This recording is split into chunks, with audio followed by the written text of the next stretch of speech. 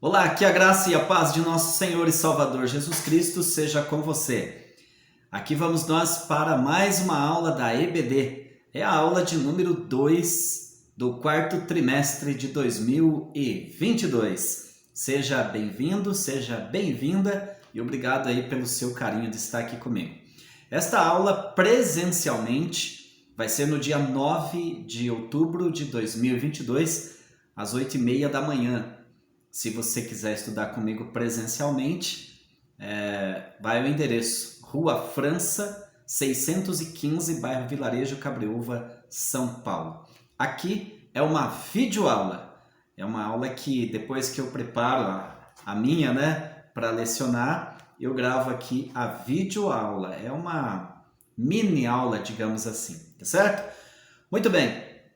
Nós estamos estudando sobre o livro do profeta Ezequiel, tá? Tenho aqui o livro, inclusive, de comentário. Tenho também a minha revista, a revista do professor, porque é muito legal. Então, nós estamos aí estudando sobre o livro do profeta Ezequiel, cujo título é A Justiça Divina, a preparação do povo de Deus para os últimos dias no livro de Ezequiel. Maravilha! Já vimos aí na aula passada, esse título maravilhoso. Na aula passada nós estudamos inclusive sobre Ezequiel, o atalaia de Deus. Falamos um pouquinho sobre o livro, falamos um pouquinho sobre o perfil de Ezequiel e também falamos um pouquinho sobre essa questão de ser atalaia e da responsabilidade também. Bom, na aula de hoje o título já é diferente. O título da aula é Vem o Fim. Vem o Fim. E o texto áureo, que é o texto maior, está em Ezequiel, capítulo de número 7 e o versículo de número 2, que diz assim: E tu, ó filho do homem, assim diz o Senhor Jeová, acerca da terra de Israel: Vem o fim vem sobre os quatro cantos da terra. E aí nós temos a verdade prática, que diz o seguinte: o atalaia de Deus soa o alarme do iminente perigo, ou seja, está para acontecer, e anuncia que o inevitável juízo divino se aproxima.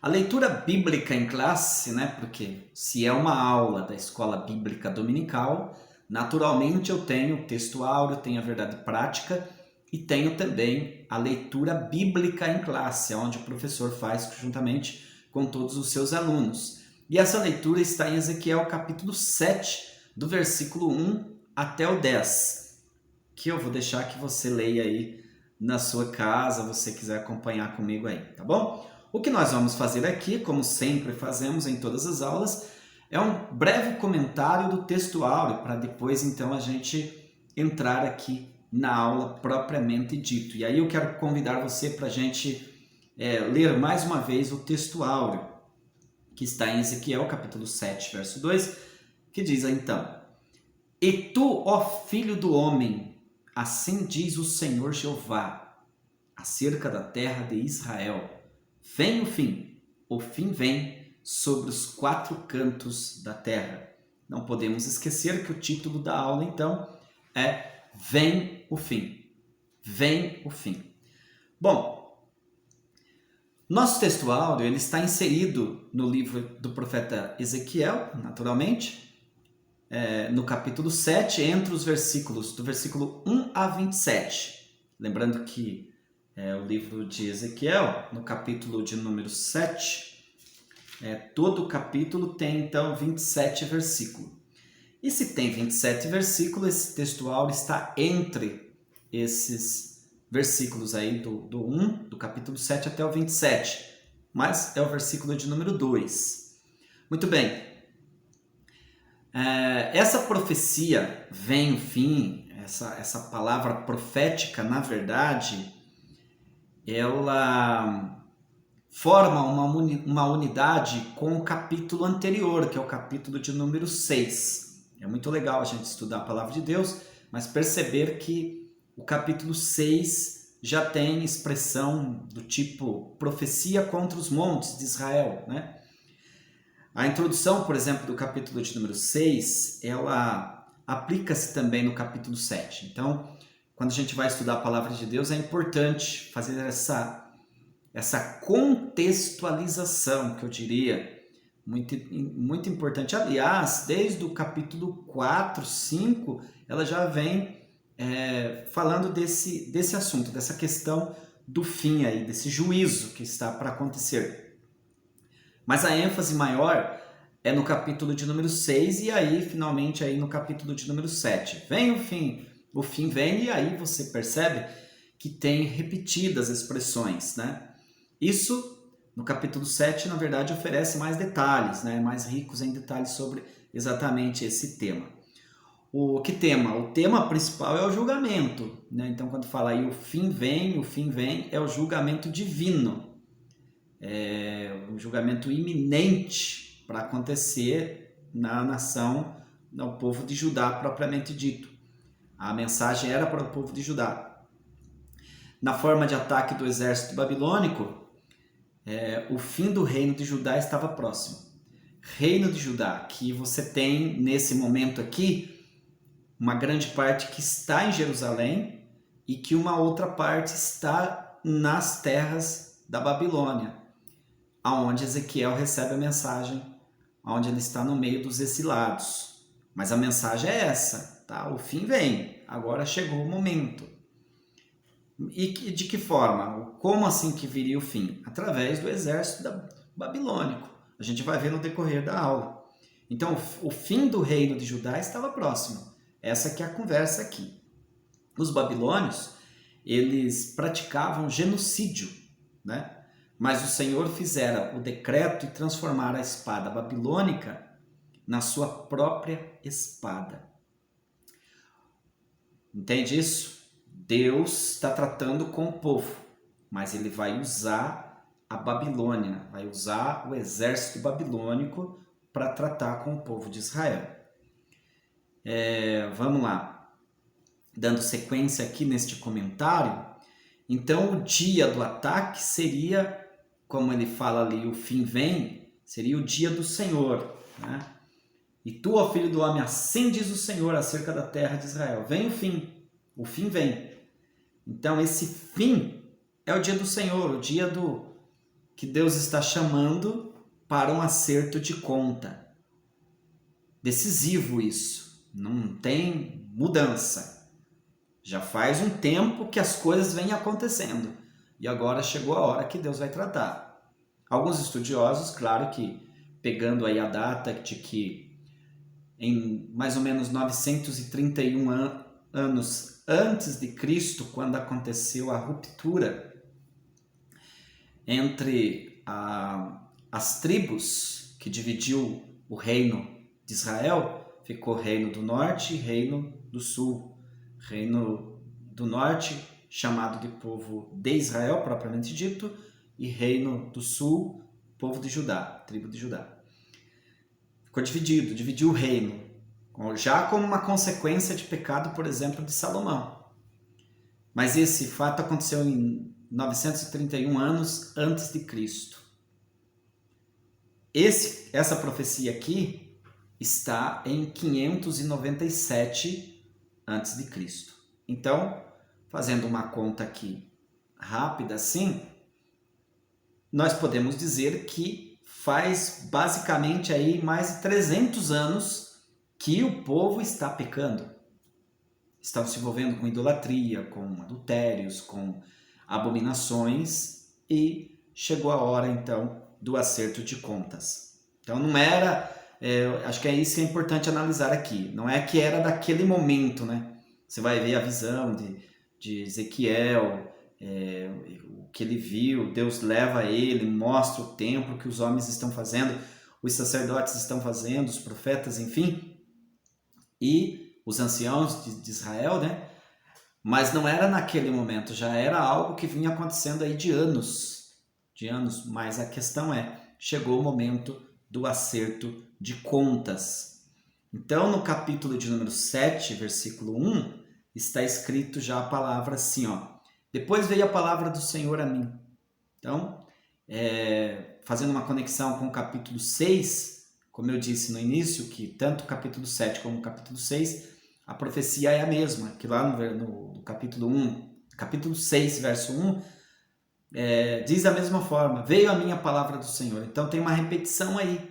O oráculo era uma profecia condicional que podia ser quebrada ou modificada.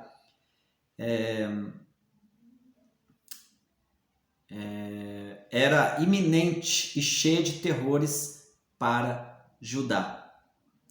Então vamos lá. A expressão no textual fala, e tu, ó filho do homem. Queria comentar com você também. Tu, ó filho do homem. Essa expressão aí, filho do homem, é um título comum, a gente já falou disso na aula passada. É um título comum de Ezequiel, que Deus achou por bem de chamar Ezequiel assim. Na aula passada nós tratamos que esse termo aí fala da fragilidade, né, humana de Ezequiel. Mas o que é interessante é que a palavra ela já vem falando. Assim diz o Senhor, né? No versículo 1. Depois veio a palavra do Senhor a mim, e tu, filho do homem, assim diz o Senhor, no texto áureo. Assim diz o Senhor, o soberano de Deus. O que dá para entender aqui? A mensagem é de Deus, não é de Ezequiel. Não é de Ezequiel. É o próprio Deus que está falando que o fim chegou, que era para ele anunciar em alto e bom som para o povo de Israel, para o povo de Judá, né? O povo de Judá, né? Que está uma parte ainda na terra de Jerusalém, na terra de Israel, em Jerusalém, e outra parte, como eu disse, que já estão no cativeiro. Agora tem mais uma expressão também que dá um nozinho aí, às vezes nas interpretações. No versículo de número 2 de Ezequiel capítulo 7, verso 2, então lá. E tu, ó filho do homem, assim diz o Senhor, Jeová, acerca da terra de Israel, vem o fim vem sobre os 4 cantos da terra. Então, atente bem aí para isso, 4 cantos da terra. E aí você pode dizer, mas a terra não é redonda? Pois então, é exatamente isso. A terra é redonda. A terra é redonda. A própria palavra de Deus fala, né? Mas naquela época, vamos dizer assim, se entendia até dessa forma. Uma espécie de, então, a terra é quadrada. É essa que é a questão. Então, naquele tempo, muitos tinham essa mentalidade. Aliás, não tão distante de nós aí, muitos também já falaram isso. Claro que agora, né, com a tecnologia, com os estudos, com tudo, e aí a própria Bíblia, né, eu acho que diz lá em Isaías, capítulo 40, e versículo de número 22, deixa eu procurar aqui para não citar errado esta palavra, mas é exatamente Isaías, capítulo de número 40, e o versículo de número 22 diz assim, ó: Ele, o Senhor, é o que está sentado sobre a redondeza da terra. Algumas Bíblias falam o globo da terra, né? Mas aqui é a redondeza da terra. Então, já mostra pela própria Escritura que a terra é redonda, né? Claro, a terra é redonda. Mas aqui a expressão fala 4 cantos da terra. Isso subentende que está falando no sentido de geral, né?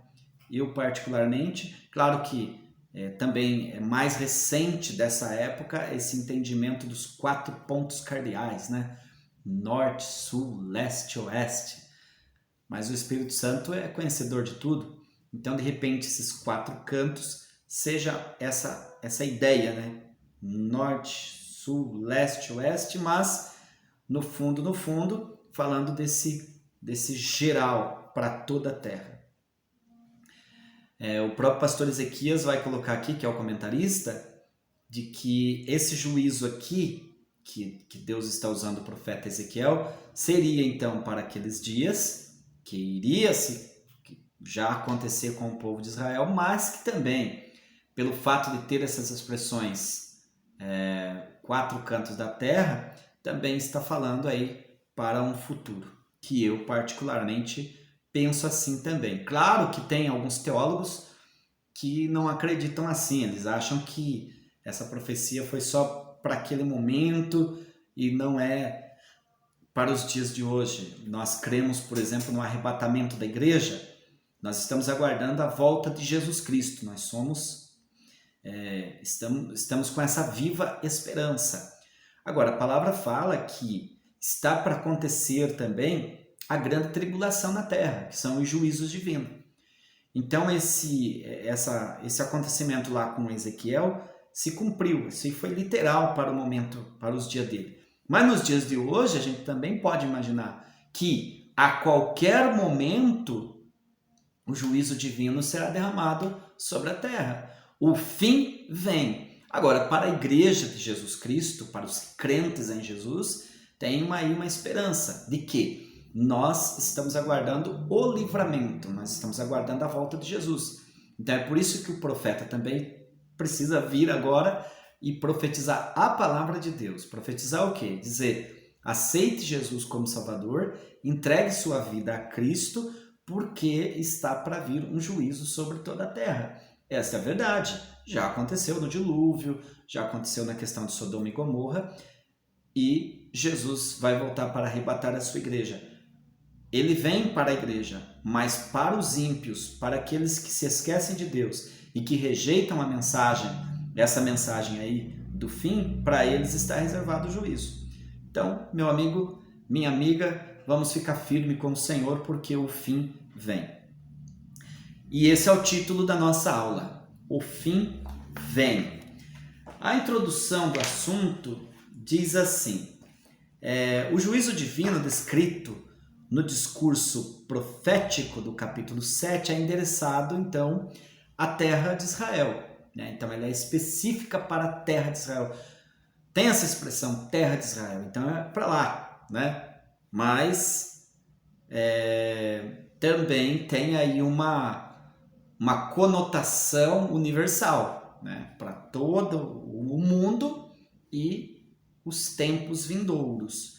Os contemporâneos de Ezequiel na Babilônia, até mesmo os que estavam em Jerusalém, eles recusaram essa mensagem, assim como hoje, né? Hoje você tem aí o pastor pregando, os evangelistas, as pessoas fazendo visita nos lares, fazendo culto nos lares e tudo mais, e na maioria das vezes você percebe que as pessoas não estão dando crédito, né? Mas é como aconteceu nos dias de Ezequiel.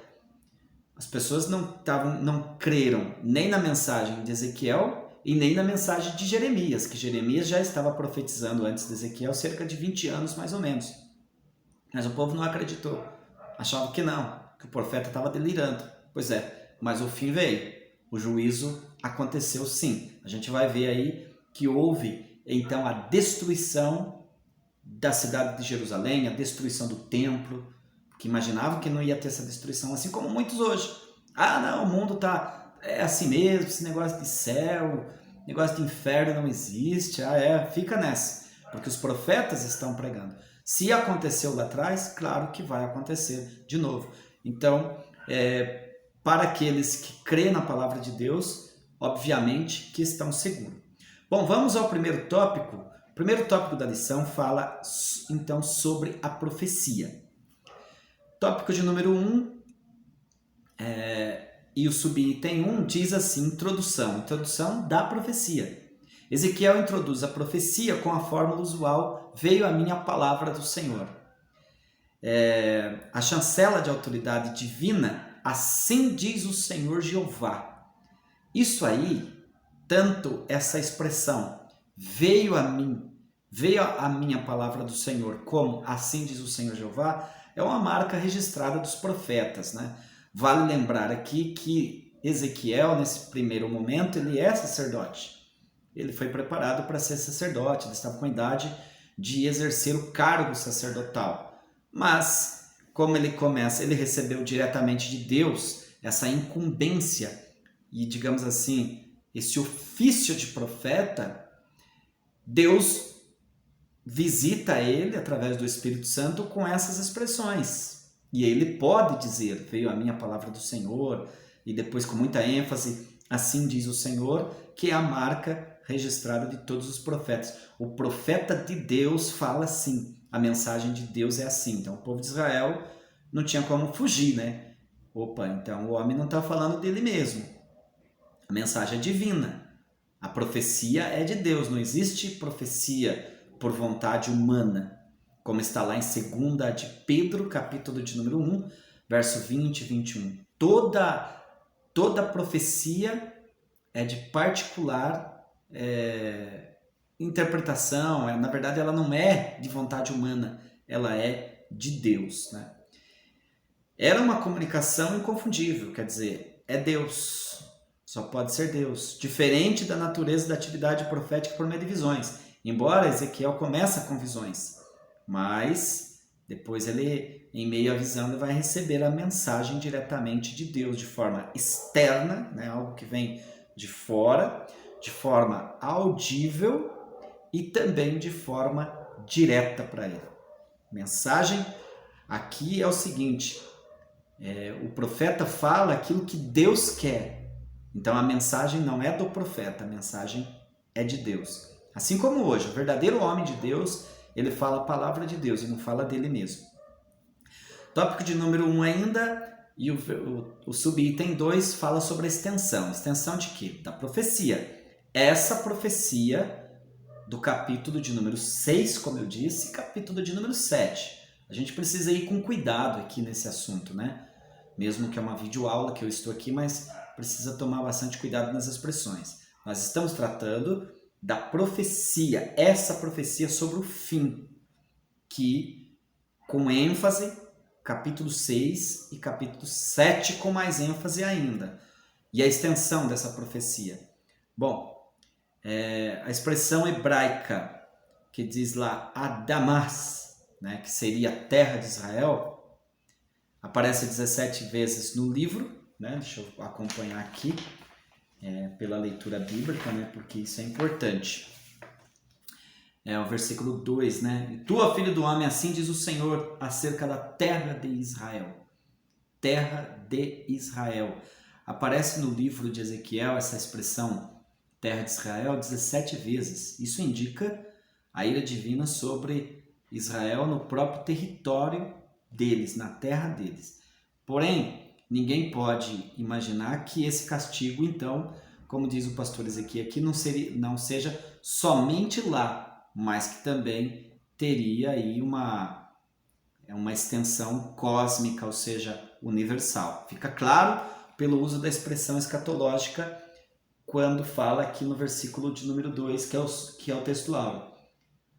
E vem o fim vem sobre os 4 cantos da terra. Então, se não tivesse essa questão de 4 cantos da terra, claro que a gente imaginaria, poderia ficar seguro que essa profecia foi só para os dias de Ezequiel.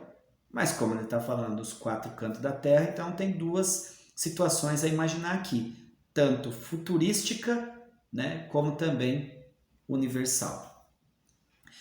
Tópico de número 1 ainda, e o subitem 3 fala da questão do tempo, né? Quando que essa profecia vai se cumprir? Quando que vai acontecer, então, esse juízo? Bom, vamos ver lá. Ezequiel 7:3. Agora, olha a expressão, está grifado aqui. E no versículo 8 fala, agora depressa derramarei o meu furor. Bom, então agora vem o fim sobre ti. Bom, quando que é o tempo então? Agora. Agora. O agora no versículo 3 tem uma expressão aí de atá, quer dizer agora, ressalta o que é aqui? A iminência do fim. Dá para acontecer a qualquer momento. É igual os irmãos que acreditam no arrebatamento da igreja. Eles sabem que a volta de Jesus pode acontecer agora. Pode acontecer a qualquer momento. No momento que você está assistindo o vídeo aí. Jesus pode voltar. Então, dá para acontecer. Claro que para aqueles que são salvos, né, eles aguardam o arrebatamento da igreja. Agora, para aqueles que ainda não têm esperança, vai acontecer o juízo. Muito bem. É uma urgência que é demonstrada aí pela forma gramatical, né? E aparece 10 vezes essas expressões nesse curto trecho da profecia. Qual seriam as expressões? Eis que vem, o fim vem, vem o fim, vem a sentença, vem a ira de Deus, entende? Então são expressões similares. Então, resumindo aí o tópico de número 1, o profeta Ezequiel anuncia a hora do acerto de contas de Judá e de Jerusalém com o Deus Yahvé. Então nós abordamos esse primeiro tópico falando sobre a profecia. Que profecia? Do capítulo 6 e capítulo 7, e especificamente com mais ênfase no capítulo 7 de Ezequiel, falando sobre o fim vem. Então, tratamos aí sobre a profecia. Vamos entender um pouco mais sobre essa questão de o fim. O que é esse fim? Bom, qual que é o sentido? A palavra fim do hebraico é ketz, que tem outras expressões como fim, destruição, ruína, morte, condenação. Então, trata-se de um substantivo usado em contexto de julgamento. Sempre que aparece isso na Bíblia, destruição, morte, ruína, fim, vem o fim, na verdade isso é julgamento. Aparece 5 vezes nos versículos 2, 3 e 6, num discurso poético cujo objetivo é causar impacto nos leitores. Eu não vou ler aqui, mas você pode conferir. No capítulo 7 que nós estamos trabalhando, capítulo 7, do versículo 1 até o 13, você pode estender, e aí no versículo 2, 3 e 6, você vai ver aí essas expressões repetidas vezes sobre essa questão do fim. E ainda tem algumas bíblias que mostram ali a linguagem poética para facilitar o entendimento. Porque a literatura poética bíblica, ela se sobressai pela sua beleza, né? Pela sua riqueza. É muito gostoso de ouvir aí. Eu particularmente gosto de canções, de hinos, louvores, música como queira, né? Mas também, e através da mensagem musical, apesar dela ser bonita, a mensagem, ter uma beleza nisso, para compreender a mensagem também é de forma assim mais interessante. Talvez seja por isso que Ezequiel escreveu assim, né? Tem pessoas que podem imaginar que foi colocado poesia depois que ele escreveu. Não, ele escreveu originalmente dessa maneira aí. Poética, de forma poética. O fim vem, o fim vem, o fim vem. Tópico de número 2, subitem 2, fala sobre as expressões repetidas vezes do fim. A gente continua falando sobre isso, porque a ideia aqui é entender sobre essa questão do fim. Então, são repetidas vezes, vem o fim vem, agora vem o fim. Parece que Deus, como diz os meus colegas pregadores pentecostais, falam, Deus está bradando, né? Para não ficar dúvida, né? Talvez essa repetição, né? Essa repetição, vem o fim vem e tal. Talvez Ezequiel, né? Como atalaia, como mensageiro, está ali falando de maneira para causar uma espécie até de pânico, diz o pastor aqui, para o povo. Eu não gostei muito dessa ideia, dessa expressão pânico, mas também não vou discordar aqui, porque parece que Deus não causa pânico em ninguém. Mas talvez o profeta sim queria, através de repetida, porque a gente sabe que através das repetições a mensagem ela realmente faz mais efeito. Eu posso falar porque profissionalmente eu trabalho com propaganda, né? Então, na propaganda a gente usa essa questão da repetição, né? Seja o locutor lá na porta da loja, vem, pode chegar, tá barato, tá aí e tal. Ou então o carro de som na rua, ou as vinhetas, as inserções, tanto no rádio como na TV. Então, ela é repetida. A ideia é que essas repetições vai fazer com que a pessoa vai entender aquilo, entender aquela chamada.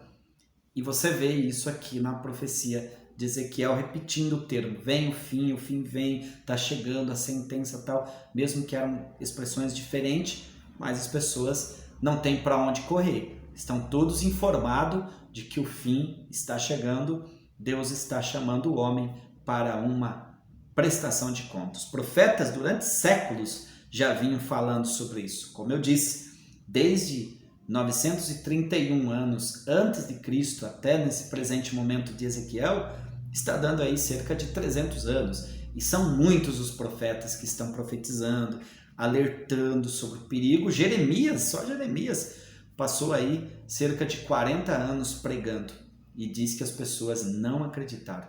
É mole isso? Você pregar 40 anos e a pessoa não dá ouvido. Então talvez seja isso, como diz aqui. Ezequiel falou, quer saber? Agora chegou a minha vez, eu sou o último do momento. Esse povo vai ter que abrir o olho e não vão poder também dizer que não ouviram, porque eles tinham conhecimento da lei, eles tinham conhecimento da lei de Moisés, do pacto que Deus fez com Moisés, eles foram chamados para o arrependimento, mas não se arrependeram, agora o fim está chegando aí. Então, no tópico de número 2 ainda, e no subitem 3, fala a repetição das sentenças. A gente já falou da repetição da questão do fim, o tema fim, o fim chegou. Agora a sentença, quer dizer, o juízo mesmo. Nos versículos 4 e 9, no Ezequiel 7, 4 e 9, você percebe que repete a mesma palavra. Quer ver? Ó? É isso. E não te poupará o meu olho. No versículo 4. No versículo 9, não te poupará o meu olho. Então, você vê que no mesmo texto tem repetição. E aqui repetição da sentença. Ninguém deve se surpreender, então, com a intensidade esse juiz anunciando de antemão que vai acontecer, vai bater o martelo, como está na capa da revista. Chegou a hora. Chegou a hora. Então, visto que o povo de Israel teve a oportunidade, já foi pregado, já foi anunciado, eles poderiam ter se arrependido. Porque se eles tivessem se arrependido, seria o remédio para a cura. Deus iria tratar, mas ele chamou o povo para o arrependimento, como João Batista, né? Arrependei-vos. O remédio para o pecado, meu irmão, na verdade é arrependimento. A pessoa cometeu determinada coisa, precisa se arrepender e se voltar para Deus. Deixar de praticar aquilo, né? E se voltar para o Senhor. Esse é o remédio, a única saída. Mas aqui, nem esse remédio não quiseram, não aceitaram. Então, não tem mais jeito. Todos estão agora sendo informados de antemão sobre a causa da destruição. Vocês vão saber que vai ser destruído. É uma reflexão importante também para os nossos dias. Porque nós somos seres morais, somos seres inteligentes, somos seres que temos vontade. E a grande verdade é, assim como o povo de Israel lá, o povo de Judá, né? Eles tiveram então que prestar conta diante de Deus, a Bíblia diz que nós também todos vamos ter que prestar conta diante do Senhor. Então, melhor fazer como que está a sua vida agora. Se volte para Deus, peça perdão dos seus pecados, porque é melhor estar de bem com o Senhor. Então, resumindo aí o tópico de número 2, ele traz então uma série de expressões sobre o fim, sentença, tal, e confirma com isso o sentido de destruição total. Não tem o que fazer, vai acontecer, tá? E o tópico de número 3 fala então sobre o inimigo. Quem é o inimigo do povo de Israel? Qual vai ser a ferramenta que Deus vai usar para esse fim? Bom, no versículo 10 fala, né? No versículo 10, eu estou aqui buscando, né? Porque eu gosto de trabalhar com a palavra de Deus. Ezequiel 7,10. Olha a expressão. Eis aqui o dia. Eis que vem, de novo, veio a tua ruína, ruína. Já floresceu a vara, reverdeceu a soberba. Então tem duas expressões aqui. Já floresceu a vara, reverdeceu a soberba. Nós vamos parar um pouquinho aqui para entender isso. Essa colocação, já floresceu a vara, Ezequiel faz uma analogia botâmica, metafórica, né? E que na verdade isso daí se perdeu no tempo, essas expressões. A palavra profética anuncia, veio a tua ruína, né? Eis aqui o dia, eis que vem, veio a tua ruína. Veio a tua ruína. Então, essa expressão, já floresceu a vara, reverdeceu a soberba, que isso significa? Tem diversas interpretações. Como eu disse, se perdeu ao longo do tempo, né? Mas tem diversas. Várias pessoas já interpretaram com suas... Cada um fez as suas colocações com relação a isso. Porém, dentre as três principais interpretações, a que mais é interessante e é apropriado para usarmos aqui no estudo é que essa vara aqui fala de Nabucodonosor, que é o rei da Babilônia. Já floresceu a vara. Quem é a vara? Nabucodonosor. Então essa é a interpretação. Porque assim como a Síria, antes aqui de Ezequiel começar a profetizar, vamos dizer assim,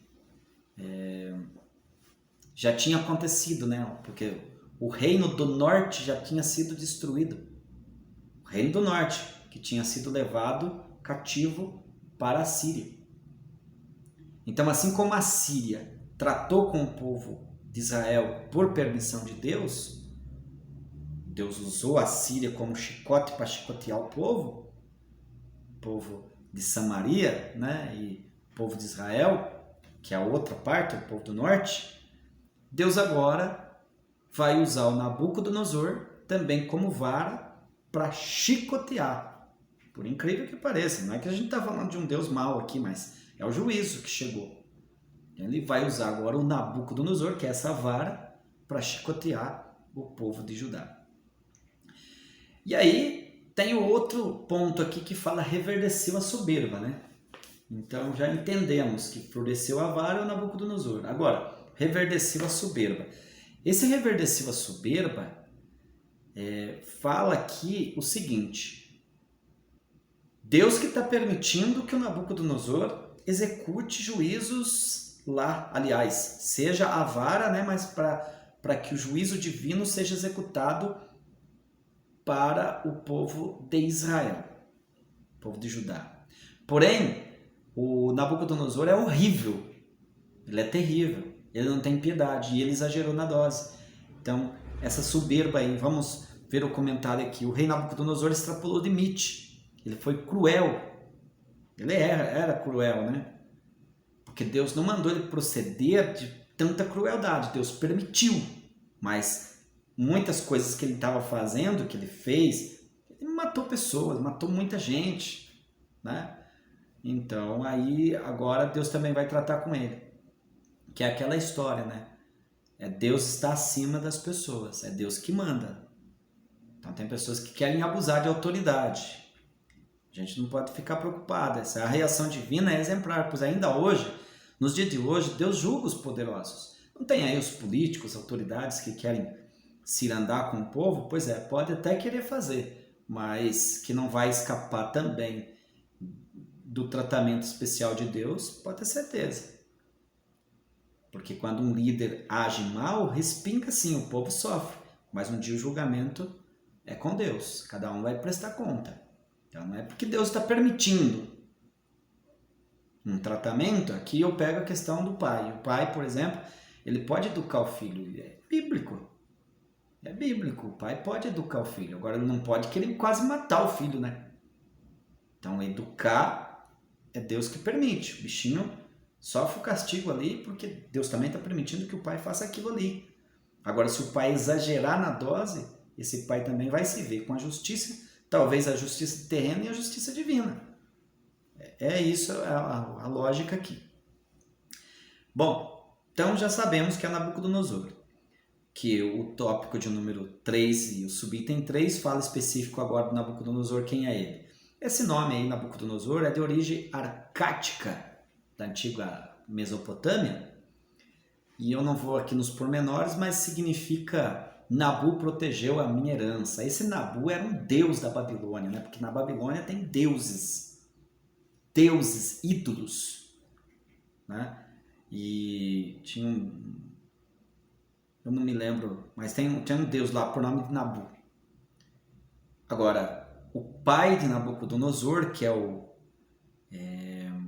deixa eu ver se aparece aqui, o pai, que é o Nabopossalar, olha que nome, Nabucodonosor, o pai de Nabucodonosor, colocou o nome no filho, Nabucodonosor, uma espécie de homenagem ao deus da Babilônia. Por falar em pai, o pai de Nabucodonosor reinou antes dele. Reinou 21 anos na Babilônia. 21 anos. E aí, sucedendo aí, sendo sucessor do seu pai, o Nabucodonosor. E reinou mais tempo, né? Reinou, segundo a história, 43 anos o Nabucodonosor. E Babilônia? Reinou onde? Na Babilônia. Babilônia, que é o último item aqui do tópico de número 3, o nome Babilônia também é um nome de origem arcádica, que significa portão de Deus. Então, Babilônia significa portão de Deus. Lembrando que esse portão de Deus e esse Deus aí é o Deus da Babilônia. É o ídolo. Tá? Essa palavra Babilônia, tem um trocadilho aqui de palavra que ela vem também da expressão Babel, né? Da forma grega, Babel. Então, tanto é o nome do país como é o nome da capital, dos caldeus, né? Claro que caldeus e babilônios, no princípio, eram povos separados, mas a Bíblia depois fala em alguns outros momentos, quando fala caldeus ou fala babilônios, fala do mesmo povo, né? Da ideia aí que houve uma junção, tá? Esse povo aí eles povoaram a região do Golfo Pérsico no sul da Babilônia, e quero adiantar para você aqui que é na região que hoje é o Iraque, tá? Então é só você associar. Jardim do Éden, onde tudo começou, é na região do Iraque hoje. A Babilônia também na região do Iraque hoje. Lembrando que no Iraque passou um ditador terrível lá chamado Saddam Hussein, né? Então sempre essa região é uma região terrível. Então parece que o Saddam Hussein dos últimos tempos, mais próximo de nós, é como se fosse o Nabucodonosor desse tempo antigo, na mesma região. Certo? Então, vamos ficando por aqui. Só resumindo o tópico de número 3, então o versículo 10, né? Vou ler de novo. Eis que o dia, eis que vem, veio a tua ruína, já floresceu a vara, reverdeceu a soberba. Então esse versículo 10 dá uma pista a respeito da identidade do inimigo, e eu falei aqui com detalhes que é o Nabucodonosor e que é da Babilônia. As considerações finais dessa aula. Os julgamentos divinos na história mostram que o pecado jamais ficará impune e que a única maneira de escapar da condenação é através do arrependimento e da fé. Então, o que a gente tira aqui com essa lição que aparentemente muito pesada, né? Mas tem aí um aprendizado para a gente, tá? A questão é, Deus está no controle de todas as coisas, Deus é justo, a justiça divina existe e o pecado não vai ficar impune. Então não adianta as pessoas quererem ir pecando e achar que Deus não está nem aí, porque chega assim o dia da prestação de conta.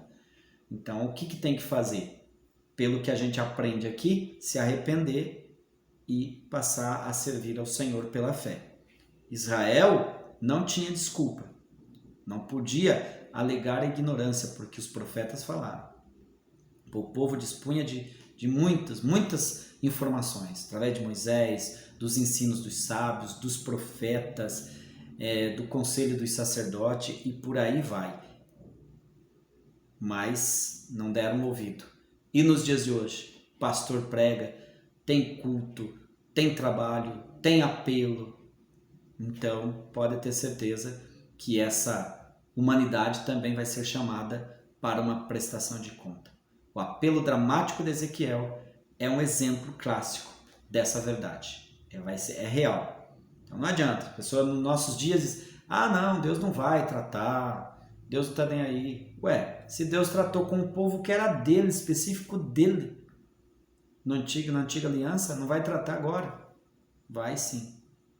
Então, que Deus continue guardando você, a sua família e vamos seguir firme na presença de Deus. Se você ficou até este momento aqui na minha aula, eu imagino que você gosta dos meus conteúdos. Então eu só peço um favor, dá um curtir lá, se possível deixa um comentário, eu agradeço de coração e se puder se inscrever no canal, você me ajuda eu continuar fazendo essas aulas aqui, tá bom? Então a gente se vê na próxima aula, na terceira aula. Um forte abraço para você, a paz do Senhor.